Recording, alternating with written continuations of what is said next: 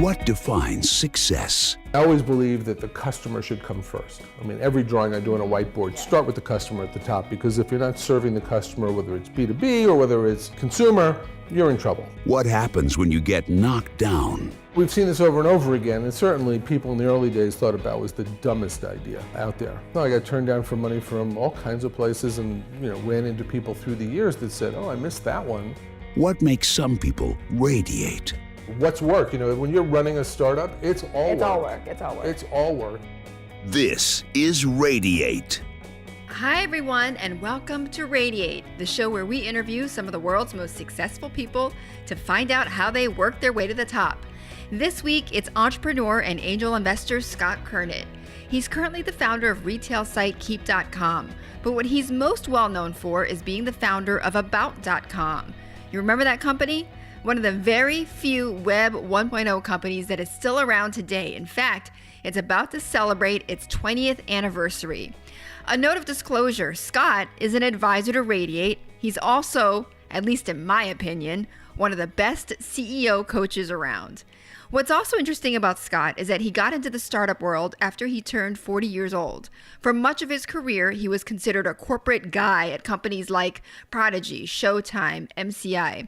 So I asked Scott about this transition and some of his low points, even moments when he literally broke down. So I think you'll enjoy this conversation. Here's Scott Kurnit.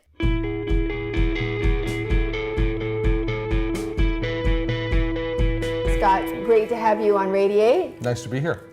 Okay, so I have known you for, a couple of years now, right? Decades.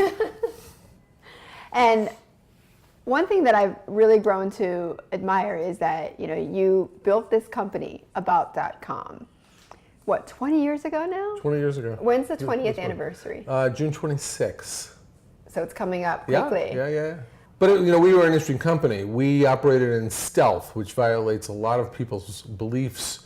So you could argue that our anniversary is June 26th. You could argue that it was February 10th, when we actually ended up with articles in the New York Times and the Wall Street Journal for our little junky startup. Or you could argue that it was in April when we launched the whole business to the public. Because of the nature of the business, right. It kind of stepped like that. What's the most important date to you? I think they're all important. And there's no question that first day when you're on the balcony at my old place at my kitchen table with a couple of people, that's clearly a critical date. I think probably most critical is when we went out, for me, when we went out to the world. Because I had come off of not the best experience running MCI's internet business before this. And one of the reasons we got all the press attention was it's like, okay, here's the guy who ran MCI's internet business, and what's he doing now? Right. So startups would not normally get, Press 101 would say, there's no way you're going to get, certainly 20 years ago, there's no way you're going to get the New York Times and the Wall Street Journal. And we did. And we did. And it was actually almost in some ways a pre-announcement because we needed to populate the service because it was one of the early crowdsourced businesses. So we had to go out there ahead of time and say, hey, we're doing this thing and you should all come in and participate. Absolutely. But what I was going to ask you about, though, is what do you think it was about About.com, though, that made it last for this long? Because so many of those companies from Web 1.0, they completely imploded. They're almost all gone. Almost all of them, right? If you think Other about than it, Amazon is if you the one think I about can it, think of. it's interesting. I was thinking about writing a post the other day about I love the internet. And if you think about the early days of Amazon, in terms of vision of investors or users or whatever, it was very uncertain. It's like, well, how could that work? And the question was it uncertain because people didn't know the internet? They didn't get that a bookstore would become an everything store? But we've seen this over and over again, and certainly people in the early days thought about was the dumbest idea out there. People told you that? Oh God, yes. I got turned down for money from all kinds of places and ran into people through the years that said, oh, I missed that one. And I think part of the miss was that they would say to me at the time, Scott, the internet is about technology and software and code and the efficiency of that. And originally the mining company was about blending code and people. So here we are 20 years later, and people are now everywhere in the convenience economy. Whether it's Airbnb or whether it's Uber or whether it's Instacart, it's saying, okay, I'm going to place the order through this magic thing called an iPhone or the internet. I'm going to get the service delivered by good old-fashioned humans. And that's what we did 20 years ago. So to a lot of people, it was kind of anathema when they looked at the likes of InfoSeek and Excite and Lycos, all gone, and said, well, those guys are efficient. And I said, they're efficient, but they're not very good. It wasn't until Google came along with this neat little twist of PageRank that changed everything on the search side. So ours was a different kind of approach. And you called it what, a mining company? Well, originally the name of the company, I mean, it went through ICSN, which is I Can't Say Network. Actually, somebody picked up, I think Jim Anderson picked up that URL because we were working 6 months in stealth and couldn't tell people what we were doing. So it's like, where do you work? I had the name generalinternet.com. I loved that because it played off of everybody. General Internet. General Motors, General Electric, General Mills, General Foods, big and powerful, but it was, one could say a little silly. And then the naming is hard. And we originally called it The Mining Company. Very big, very bold. Because you're mining the internet? Dig up the gems, polish them, and present them. The Mining Company, the metaphor. And then who came up ultimately with About.com? Well, here's what happened. It was years later that we went to About. We were actually public by the time we went to About.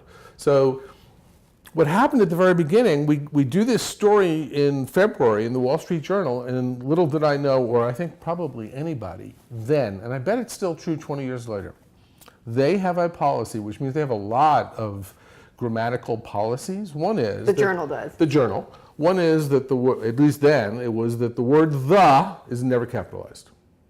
The Walt Disney Company, it's always lowercase. The Mining Company, oh my God, lowercase. Saw it in print for the first time. And the other rule that they had was that they never spelled out company. It was C-O. The Mining Co. That's correct. So it ended up as Mining Co. So here I have this big, powerful name, The Mining Company, and all of a sudden it's like miningco.com. And it's like I went, oh my God, really? How did that happen? And it happened in a day. But we ran the business that way. I frankly never loved the name. There were a lot of people who did. Right. The metaphor still worked, and I think it was important for us to have a metaphor because the internet was so new so that we could do something tangible like a mining company. And we changed the name to About 2 months after our IPO. Okay, so you went public as the mining company. We went public as the mining company, did very well. We actually were the largest delta from pricing to offering at How the time. much did you raise?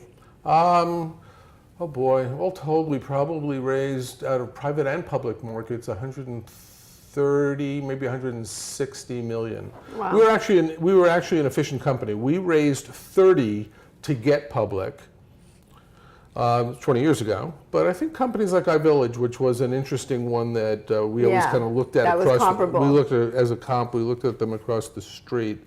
I think they raised about twice that. And the interesting thing is About exists today. But if you go to iVillage.com, you're just redirected to the Today Show. So best I can tell is iVillage. Yeah, what happened to them? They got acquired. They got bought by NBC and eventually turned to dust. Okay. So what do you think was, I'm trying to toot your horn here, Scott. what do you think it was about the company that's made it last? Well, I think part of it is the core model. The fact that the guides, there's now 1,000 of them, are in, I'm not sure how many countries today, but back in our day, it was 40 different countries. Yeah. They never saw the sausage being made at headquarters, I think is a critical, there's lots of reasons. One, never saw the sausage being made. We went through 5 ownerships and 7 CEOs over time, 20 years, something new like the internet, and survived it and flourished.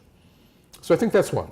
Number 2 is the employment model, which was quite radical at the time of independent contractors, still not completely grasped today. We've seen Uber and Lyft lose these court cases. Yeah.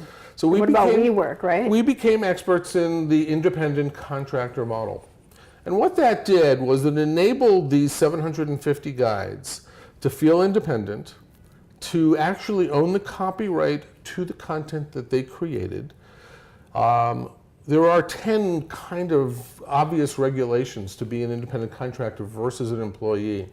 And by making sure, and it was more important then, pre-Obamacare, from an economic standpoint, from from their interest standpoint, from their motivation, that they would be that. So they actually had copyrights to their content, but we had rights in perpetuity. I mean, my biggest fear is that Microsoft would come by one day and they would just sweep up the entire 750 people.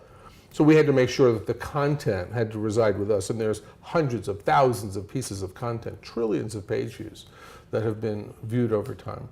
But that was it was kind of my Microsoft fear in building the model in terms of how do we make this sustainable. Ironically, Microsoft was one of our early distribution partners. We were actually a channel on the original MSN network, one of 14 channels, the mining company.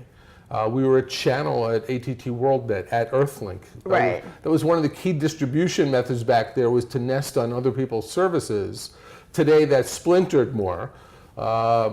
But there was that, plus there was SEO. We actually, I think most people would say we kind of invented search engine optimization. Yeah. We got into By the way, this. some of those names you're mentioning, MSN, that is so 1990s. Exactly. Earthlink, these are names people won't remember. They won't. The younger people listening will not remember. It's 20 years, and I recently, I think it was a week or two ago, I saw someone talk about the fact that an internet company that's been around 20 years is the equivalent of a traditional company that's been around 60. Wow. Just if you think about it in terms of the amount of churn there is, we see successful companies on the internet, they look like they can do no wrong. I mean, Yahoo was everything. You know, Yahoo was Facebook and Google wrapped up into one. They owned it. They were going to have it forever. Yeah. You know, and now they're going to sell for scrap. So, Scott, you know, one of the things, now you did a pro guide with us on our video platform, but one of the things we didn't get to do as we were getting lessons from you is to hear some of the stories behind, because you have some very strong views behind your views on how to run a company. So what are some of the things that you always, because culture is so important, that you always wanted to make sure and that you think has contributed to the longevity of your companies and to the company that you're running now, or that you started after, which is Keep? I mean, what are some of the, where did they come from? Well, you know, it's interesting is looking back at the pro guides, I could make the opposite argument in some of those cases. Like what? Culture is an interesting one. I think that everyone should have a culture, and I think that companies now get that. It was about 5 or 6 years ago, I did 2 talks to combined groups of 100 CEOs, and I was amazed that there were like only 2 companies in that group, maybe it was 10 years ago, that even had culture. So now I think everybody says, oh, we should have a culture. The question is, what should that culture be? Because About has been so successful, its culture being transferred to other kinds of enterprises is probably not necessarily the best idea.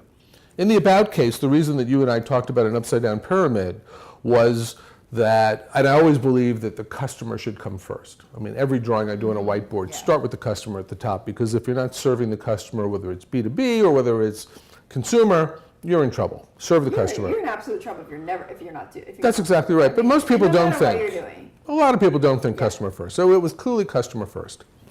Then the next level in our model was so unique, and one of the many things that's gratifying, I bet there's well over 100 of the original guides still doing it 20 years later. So this, from an employment standpoint, if you think of them as employees, a word that we banned at About, we were team, also because the guides were independent contractors and they created all the content. Our job was to enable them, to give them the resources to be able to do it, find them, train them, promote them, give them the tools.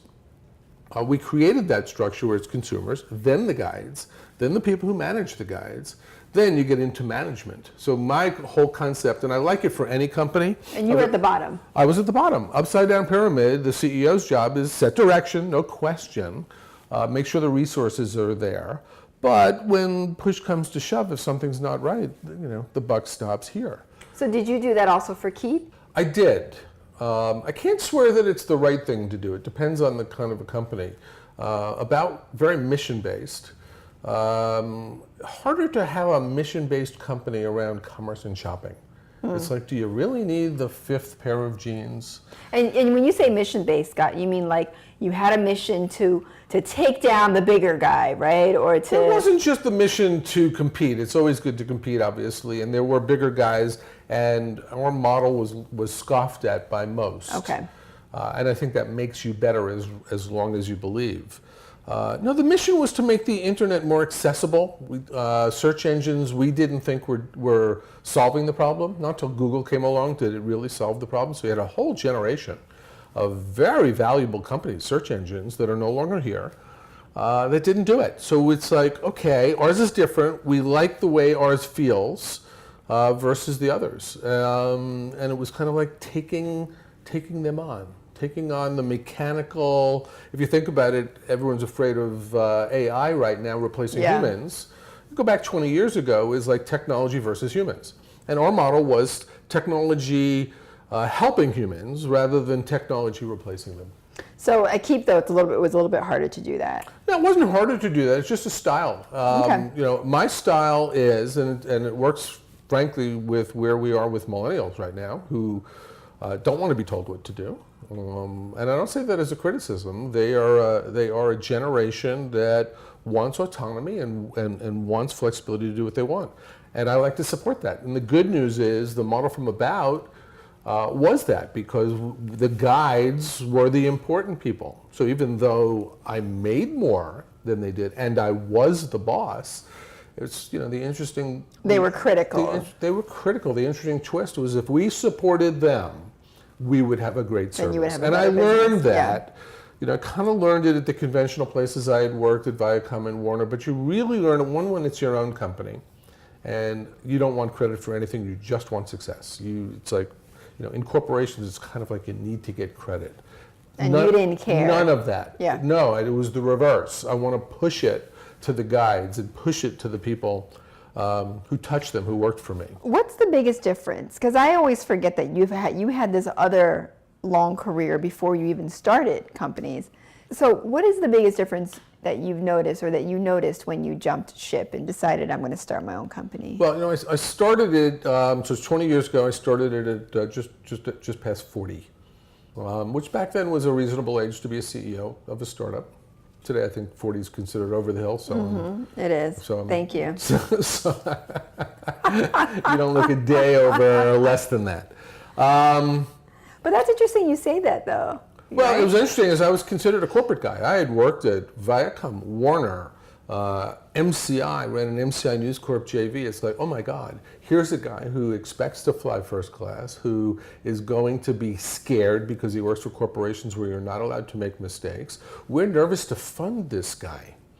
And So so you must have been making good money too, right? Sure, Obviously. I was president of Showtime's event division, and I ran MCI's internet business in the JV as president of their business. Vince Cerf, the father of the internet, actually reported to me. I was smart enough, he reported to me on paper. Vint, do whatever you want, whatever you want.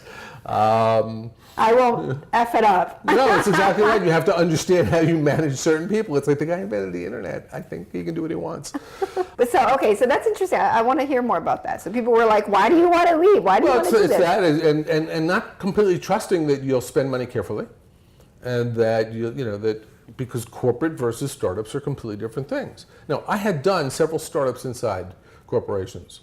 I had done 2 inside Viacom, Warner and Viacom. And interestingly, when we did Viewer's Choice, which still exists today as In Demand, which was ended up as a joint venture of all the cable companies, somebody made a mistake, I won't say who, on the Excel spreadsheet. Made the presentation, and it said, we're going to do all of this, and it's going to cost $4 million to get into business. Then we went back and we checked the spreadsheet and went, oh no, the columns didn't add properly, and we really need $5 million. The Viacom guys, some of the Redstone changed the pronunciation, that's a whole interesting story. The Viacom guy said, I'm sorry, we approved $4 million, you're going to do it on 4. I said, I can't. Well, you know what we did? And it was a really interesting thing. So it was almost like training wheels inside the corporation, doing a startup inside the company, 20% less money than I thought I was going to have. It starts to feel a lot like startups. Yeah. And then when I went to do the startup, again, the traditional sources were going, we're not really a big fan of corporate guys. doing startups, and so that was one of the things I had to prove them wrong. They also How did you do didn't that? love the model Right. either. I mean, so what happened was ended up with some VCs at the time were probably considered grade B VCs who believed in it and me and the team and that we could do it. But actually, our whole financing was. The VCs didn't come in until later. I actually had corporate money. It was a whole differently kind of financed business. Right. It wasn't like the way you hear it now. Which Well, is, you know, companies all have interesting stories about their early financing. Our early financing, I would say, it's a topic for another day, I think, was probably more wonky than just about anyone's due to the nature of it. We actually had 2 tranches of loans that totaled $8 million Okay. of loans. And I'm not talking what convertible notes as we know them today. But they were like actual loans. They were Yeah. loans. It was, there was lots of machination. So Scott, let's talk a little bit in the time that we have about you. And you've been trying to avoid my personal question. I want to hear. I'm not going to tell you the first time I cried. I'm not. Okay, we'll go on to my other question. All right. It was just before I had to lay off 800 people at the MCI News Corp JV. I was emotionally. Have you ever cried at work? Have I cried at work? Not that I can recall, but I can tell you there are times when you are. I remember too. In terms of what's work. When you're running a startup, it's all work. It's all work. It's all work. It's all work, and I can tell you that I remember being about was kind of unfundable at our Series B. It was like no one's coming to the table. We have to figure out how to like wind this thing down and try and get $5 or $6 million out of it. Ironically, a year later, we were worth $1.7 billion. My argument for stay in it, figure out how to scratch and stay in it. But I can remember the emotional reaction I had was actually, it just sticks with me. I landed in San Francisco 2 a.m, delayed flights, whatever, so it's really 5 a.m. New York time. I go into the men's room. There's a blind guy in the men's room, and the stalls are all disgusting. And I helped him find a place to go to the bathroom. And then I left the bathroom, and I'm out in the hall at 2 o'clock in the morning in San Francisco, and I just started crying. And what it was, yeah, my company may go down, and I'll have this personal black mark because it's mine. It's not some corporate element. But when I put that in perspective with this guy, it just was an emotional meltdown. Wow. And part of it is completely, when you're at that, and we hear about some few companies that have just kind of been successful all the way through, but most companies have had their tough times. And when you're the CEO, you're alone. You've got your board.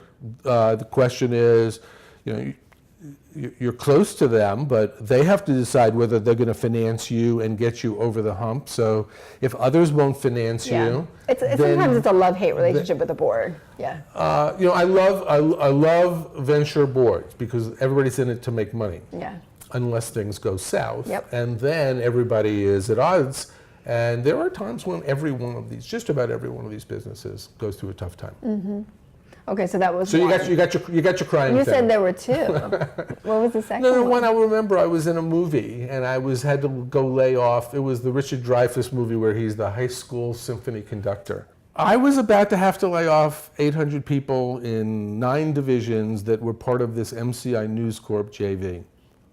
And that was, for me, unbelievable. I've 4 times I've laid off large groups of people in my career. Was this the largest? This was the largest. The others were more like 40 people, 20 people. This was 800 people. Lives. 800 lives. And it wasn't anything that these people had done wrong. Their parents, MCI and News Corp, had a divorce in the dark of night. MCI went and threw in with Microsoft with like 6 hours notice even to Rupert Murdoch at the time. And it's like, it's over. And Rupert tried hard to figure out how to save it with another partner and those kinds of machinations. But it's the corporate overlords So you were in this movie theater. I'm in the movie theater. The movie ends, and I could just tell you that I will confess, I sat there for 10 minutes at the end of the movie while the credits were rolling and everybody else is leaving the movie, just emotionally drained. Was this before or after the layoff? This was MCI News Corp. It was before. Okay. There's actually a certain catharsis when it's done, to be honest with you. Off your shoulders.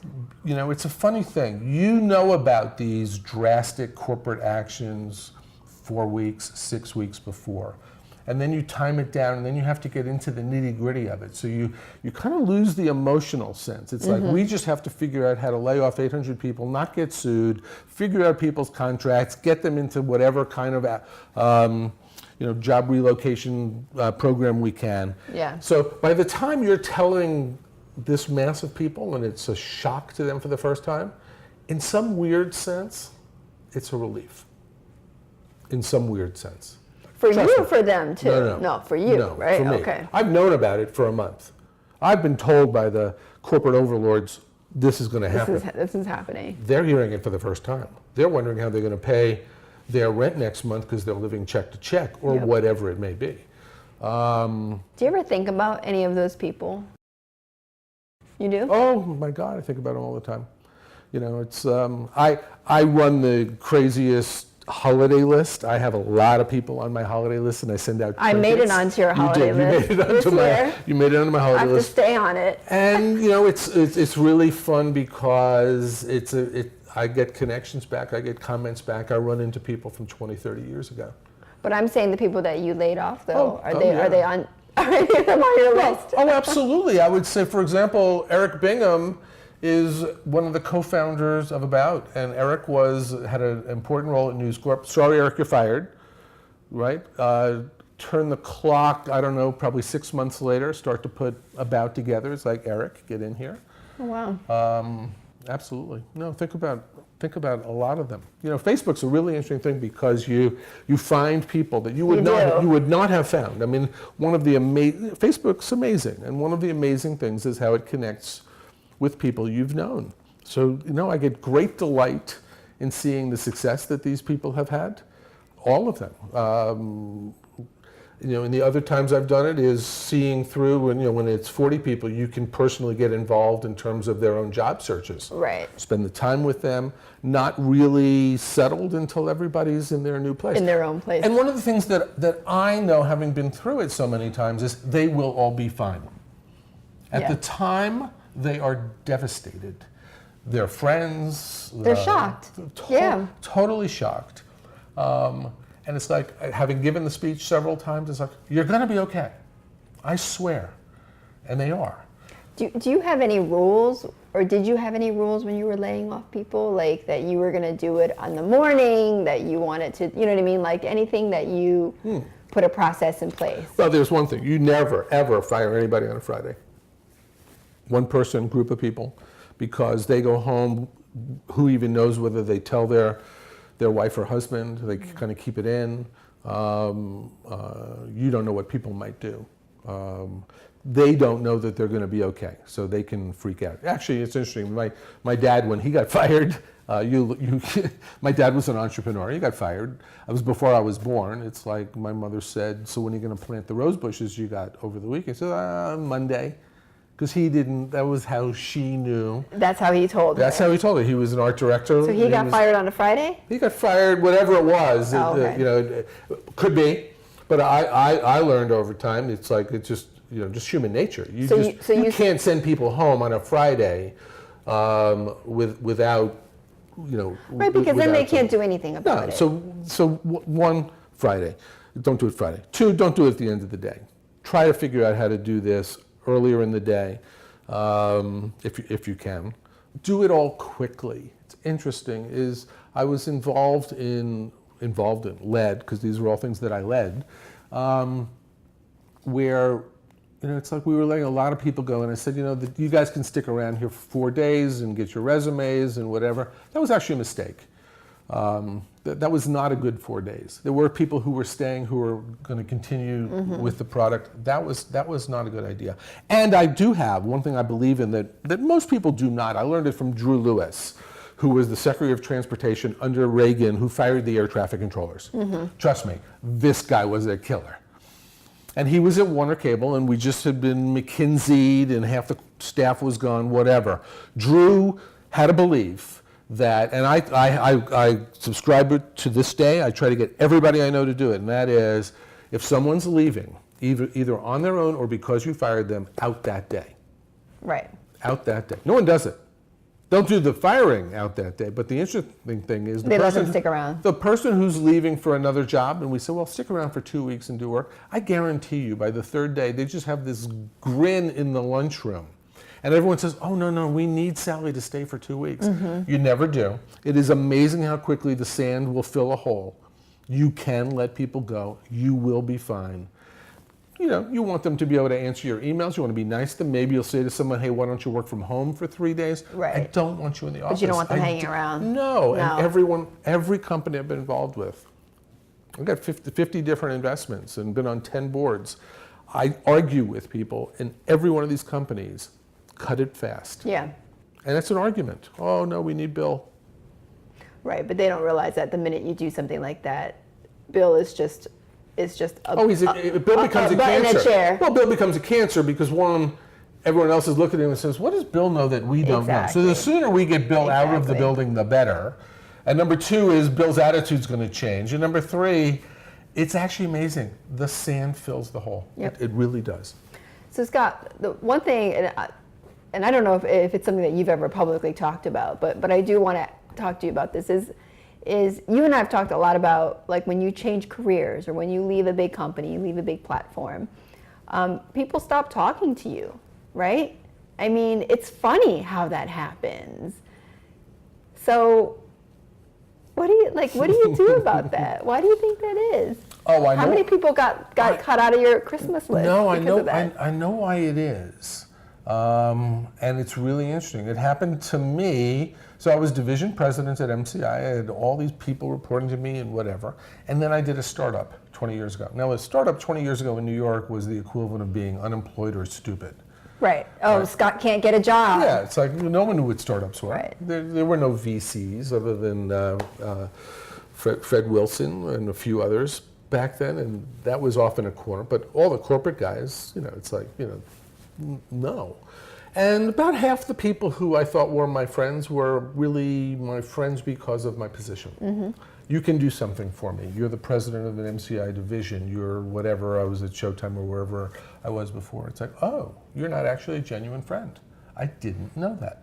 And that's really handy. So I learned it. I learned it at 42 when I started about, which was, everybody was going, get a real job.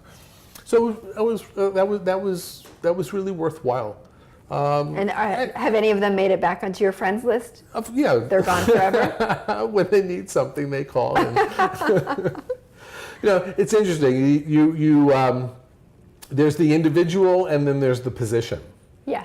And so you learned who your true friends are. Yeah, no question. You really see, and that's a gift. That's a gift to see who your true friends are. The ones who are half friends or quarter friends, it's like, okay, interesting to know. Doesn't mean that you don't have a relationship necessarily, but when the going gets tough, I learned something actually. My father was a successful guy in the ad business, and we had a big celebration when he died. Unfortunately, we should have those before we die, but 400 people showed up and talked about how awesome he was. And one of the things I learned about my dad that I didn't know, and maybe it was long enough ago, for him, and he was a pretty tough guy. When someone lost a job, that was interesting. It was both because it was the right thing to do and it was a little mercenary as well. When someone lost a job, he would be one to reach out to them. Now, that's the right thing to do. Most people don't do it. They don't know how to do it. But the other one that's interesting is he said, they're going to work again. And they're going to remember that I was nice to them. That's It's true. just smart. So, there are things that, however, and I don't know, I wish I could, have that conversation with him, is how much of it was because you're a good guy, and how much of it was because you're a pragmatic guy. Right. I mean, that makes a lot of sense. Unless you think this person is a true loser and is never going to have a job again. I mean, you want to make sure, right? That's exactly right.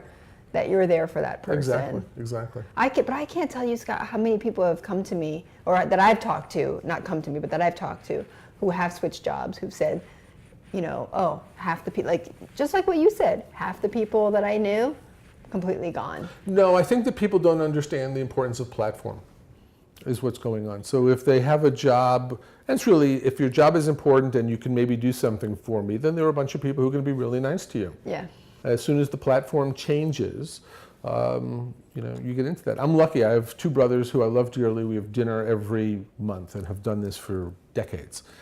And we're all in the business, and platform was a discussion we were having some time ago. I think you want it, but you also need to understand who's in with you and who's not. Yeah. And what happens when you don't have platform. There will come a time in everyone's life where they don't have platform. It's called retirement. And it's a really interesting thing. So I learned at 42 when all of a sudden I didn't have platform anymore. And then I got it back because About was successful. Mm-hmm. It's like, well, I don't really want to feel that again, so I will never retire. So you can feel free to call me at 3 a.m. You're always going to work. Absolutely. You never want to go through that again, ever. Well, it's also the intellectual stimulation. But I thought you were going to say, now that I've gone through it and I know how it feels, I'm not worried about it anymore. No, that's true. Part of it is you're on your own. Mm-hmm. And you are half who you are, and you are half what job you have. And that's an interesting mix. So the fact that I understand, it was a little shocking at the beginning. It was like, whoa. But once you've gone through it, once you go, okay, I get it. I've gone through it and I survived. I get it. And it actually... And you get a t-shirt. It makes sense. Exactly. Thanks for joining us. I'm Betty Lou. If you liked what you heard, please subscribe to us on iTunes, and don't forget, review us. Also, please sign up for the Radiate newsletter at radiateinc.com and follow me on Twitter and Facebook. See you next week on Radiate.